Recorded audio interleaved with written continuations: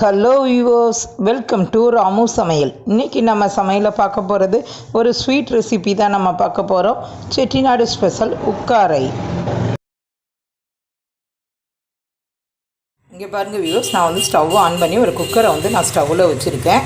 இப்போ நான் ஒரு கப் அளவுக்கு நான் வந்து சிறுபருப்பு எடுத்திருக்கேன். இங்கே பாருங்கள், இப்போ இதை வந்து நம்ம வந்து ட்ரை ரோஸ்ட் பண்ண போகிறோம். இதை வந்து அப்படியே இதில் வந்து ஆட் பண்ணிடலாம். நல்லா வந்து கொஞ்சம் கலர் சேஞ்ச் ஆகிட்டு நல்லா அந்த வாசம் வரக்கூடிய அளவுக்கு இது வந்து ட்ரை ரோஸ்ட் பண்ணணும்.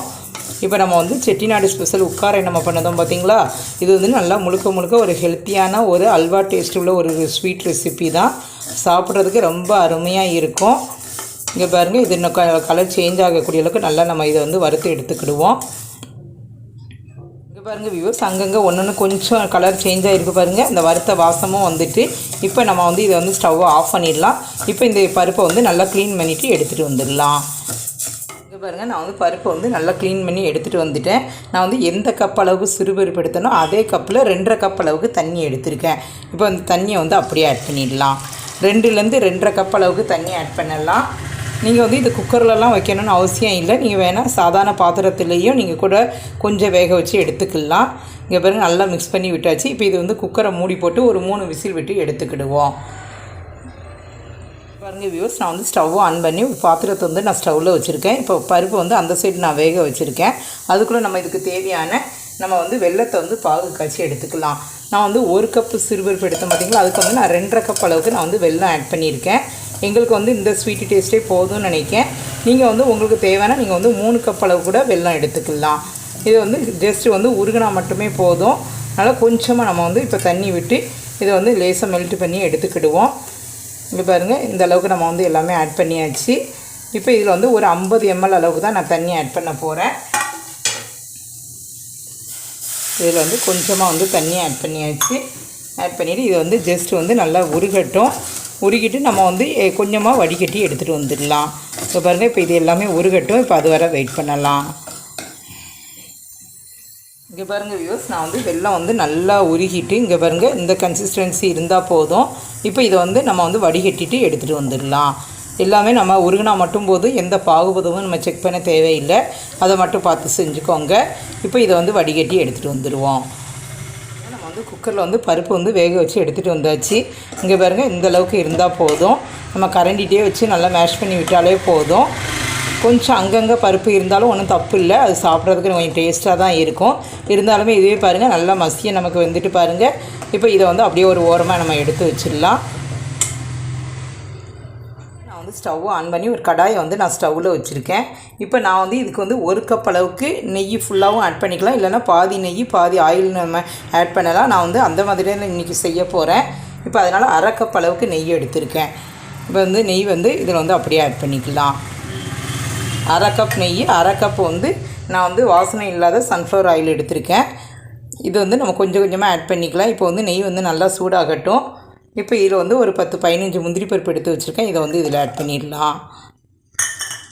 ஆட் பண்ணிவிட்டு இதையும் வந்து கொஞ்சம் கலர் சேஞ்ச் ஆகக்கூடிய அளவுக்கு நம்ம வறுத்துக்கிடணும். இப்போ வந்து நெய்யில் வந்து முந்திரி பருப்பு வந்து இந்த அளவுக்கு வறுபட்டாலே போதும். இப்போ இதை வந்து அப்படியே ஒரு பவுலுக்கு நம்ம வந்து ட்ரான்ஸ்ஃபர் பண்ணிடலாம். அந்த நெய் அப்படியே இருக்குது. இதில் நான் வந்து ஒரு 5 ஏலக்காயை வந்து தட்டி எடுத்துகிட்டு வந்திருக்கேன். இதை வந்து இதில் ஆட் பண்ணிடலாம். இந்த நெய்யில் ஆட் பண்ணும்போது அந்த வாசம் ரொம்ப நல்லா இருக்கும். இங்கே பாருங்கள், இப்போ நான் வந்து 1 கப் அளவுக்கு ரவை எடுத்திருக்கேன். இதையும் வந்து இதில் ஆட் பண்ணிடலாம். ஆட் பண்ணிவிட்டு இந்த நெய்யிலே வந்து ரவையை போட்டு நல்லா வறுத்துக்கிடணும். இதை பாருங்கள், நல்லா சேமாக ஒன்று போல் வந்து வரக்கூடிய அளவுக்கு நம்ம வறுத்துக்கிடணும். கொஞ்சம் கலர் சேஞ்ச் ஆனால் போதும். இந்த வறுத்த வாசம் வரும் பார்த்திங்களா, அந்த அளவுக்கு இதை வந்து போட்டு வறுத்துக்கிடணும். ஸ்டவ்வை வந்து இந்த ஸ்டேஜில் நல்லா சிம்முக்கு மாற்றிக்கோங்க.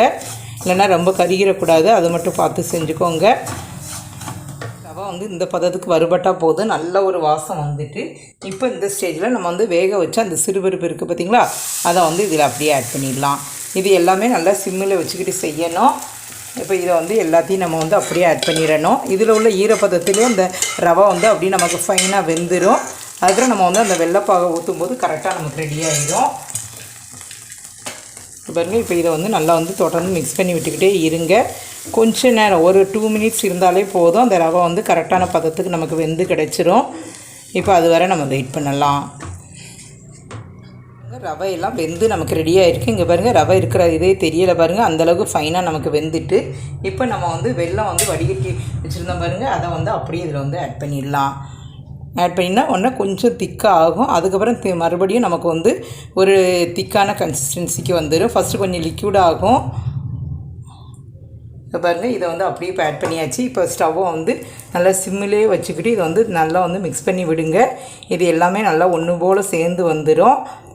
ஃபஸ்ட்டு கொஞ்சம் லிக்விடாக இருக்கிற மாதிரி தான் தெரியும். அதுக்கப்புறம் போக போக பார்த்திங்கன்னா நல்லா ஒரு அல்வா பதத்துக்கு நல்லா பாத்திரத்தில் ஒட்டாமல் கரெக்டான அளவுக்கு நமக்கு வந்துடும். இப்போ பாருங்கள், நான் இதை வந்து தொடர்ந்து வந்து மிக்ஸ் பண்ணி விட்டுக்கிட்டே இருங்க.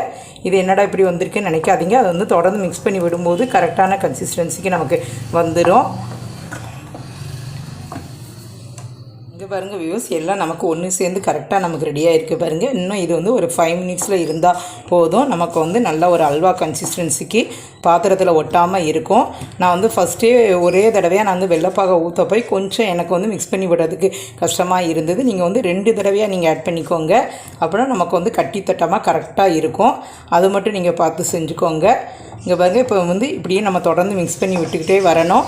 ஒரு 2 மினிட்ஸ்லேருந்து ஒரு 5 மினிட்ஸ்க்குள்ளே இது ஃபைனாக நமக்கு ரெடி ஆயிரும். ஸ்டவ்வை வந்து கொஞ்சம் சிம்மு கொஞ்சம் மீடியம் அப்படின்னு மாற்றி மாற்றி வச்சுக்கோங்க. இல்லைன்னா நமக்கு வந்து ரொம்ப அதிகமாக வச்சிடாதீங்க, அடிப்பிடிச்சிரும். நான் வந்து ஒரு 2 மினிட்ஸ் கழித்து நம்ம பார்க்கலாம். இப்போ நல்லா நமக்கு ஃபைனாக கொஞ்சம் ரெடியாக இருக்குது. இப்போ இந்த ஸ்டேஜில் நான் வந்து பாதி அளவுக்கு நான் வந்து சன்ஃப்ளவர் ஆயில் எடுத்து வச்சுருக்கேன். இப்போ இதையும் வந்து இதில் ஆட் பண்ணிடலாம். இது வந்து நெய் உள்ள கிண்ணத்துலேயே எடுத்ததுனால நெய்யும் கொஞ்சம் சேர்ந்தே இருக்குது. இது எல்லாத்தையுமே நம்ம இப்போ ஆட் பண்ணியாச்சு. இப்போ பாருங்கள், கரெக்டாக ஒரு 2 மினிட்ஸில் நமக்கு கரெக்டாக நமக்கு ரெடி ஆயிரும். பாத்திரத்தில் ஒட்டாமல் நல்லா இது கேசரியா இல்லை அல்வாவான்னு சொல்கிற அளவுக்கு நல்லா சூப்பராக நமக்கு ரெடி ஆயிரும். கண்டிப்பாக எவ்வளோ அருமையாக நமக்கு ரெடி ஆகிருக்கு பாருங்கள். நல்லா பாத்திரத்தில் ஒட்டாமல் சூப்பராக ஒரு விருந்து எதுவும் படைக்கணுன்னா இந்த மாதிரி நீங்கள் ஒரு ஸ்வீட் செஞ்சு எல்லாருக்கும் கொடுங்க. ரொம்ப அருமையாக இருக்கும். ஒரு கெஸ்ட்டு வந்தாலும் சட்டுன்னு நம்ம ரெடி பண்ணிடலாம். இப்போ வறுத்து வச்சுருந்தா முந்திரி பருப்பை வந்து அப்படியே ஆட் பண்ணிடலாம்.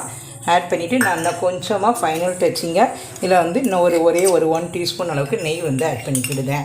கடைசியாக நம்ம வந்து ஆயில் ஆட் பண்ணுறதை விட இப்படி கடைசியாக கொஞ்சமாக நெய் ஆட் பண்ணிட்டிங்கன்னா நம்ம முழுவதுமே நெய் விட்டு செஞ்ச எஃபெக்ட் அப்படியே இருக்கும். இங்கே பாருங்கள், நல்லா பாத்திரத்தில் ஒட்டாமல் நமக்கு கரெக்டாக இருக்குது பாருங்கள். நல்லா நம்ம ஒரு கப் அளவுக்கு சிறுபருப்பு எடுத்தோம். 1 கப் அளவுக்கு ரவை தான் எடுத்தோம். இதில் பாருங்கள், கண்டிப்பாக ஒரு அரை கிலோ அளவுக்கு இருக்கிற அளவுக்கு இருக்குது பாருங்கள். அதனால் ரொம்ப சூப்பராக ஹெல்த்தியாக வீட்டிலே நம்மளாலேயும் செய்ய முடியும். இந்த ஸ்வீட் கண்டிப்பாக எல்லோரும் செஞ்சு சாப்பிடுங்க.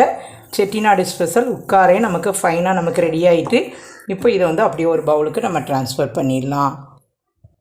இங்கே பாருங்கள் வியூவர்ஸ், நம்மளுடைய ஹெல்த்தி அண்ட் டேஸ்டியான செட்டிநாடு ஸ்பெஷல் உட்காரை ஸ்வீட் ரெடி. இது மாதிரி அடிக்கடி உங்கள் வீட்டில் எல்லாருக்கும் செஞ்சு கொடுங்க. Okay viewers, thank you. வியூவர்ஸ், இந்த ரெசிபியை நீங்கள் ரொம்ப என்ஜாய் பண்ணியிருப்பீங்கன்னு நினைக்கிறேன். உங்களுக்கு இந்த வீடியோ பிடிச்சிருக்குன்னா லைக் பண்ணுங்கள், ஷேர் பண்ணுங்கள். மறக்காமல் ராமு சமையலுக்கு சப்ஸ்கிரைப் பண்ணிவிட்டு பக்கத்தில் இருக்க பெல் ஐக்கானை கிளிக் பண்ணிடுங்க. Okay viewers, thank you.